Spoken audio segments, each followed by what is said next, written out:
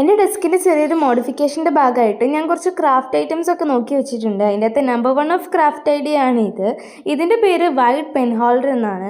ഇത് ഞാൻ കൂടുതലും കണ്ടിട്ടുള്ളത് അബ്രോഡ് ആയിട്ടുള്ള ചാനൽസിലൊക്കെയാണ്. ഇതെങ്ങനെ നമ്മൾ വീട്ടിൽ DIY ആയിട്ട് ചെയ്യാമെന്ന് നോക്കിയപ്പോഴാണ് ഈ ഒരു മെത്തേഡ് കണ്ടത്. സോ ഇതുണ്ടാക്കാൻ വേണ്ടി ആകെപ്പാടെ വേണ്ടത് കാർഡ്ബോർഡും പേപ്പറും ഗ്ലൂവും സിസറും മാത്രമാണ്. സോ ഫസ്റ്റ് ഓഫ് ഓൾ നമ്മൾ ചെയ്യേണ്ടത് കാർഡ്ബോർഡിൻ്റെ സൈഡ് ഒന്ന് കട്ട് ചെയ്ത് കൊടുക്കുക. എന്നിട്ട് ആ ഒരു പോർഷൻ വെച്ച് തന്നെ 2 പീസസ് ഉണ്ടാക്കിയെടുക്കുക. എന്നിട്ട് അതെന്ത് ചെയ്യുക, ആ ഒരു ബോക്സിൻ്റെ ഉള്ളിലേക്ക് ഇൻസേർട്ട് ചെയ്തെടുക്കുക. അത് കുറച്ച് വൈഡായിട്ട് ഇൻസേർട്ട് ചെയ്യുക. അതുകൊണ്ടാണ് ഇതിന് വൈറ്റ് പെൻ ഹോൾഡർ എന്ന് വിളിക്കുന്നത്.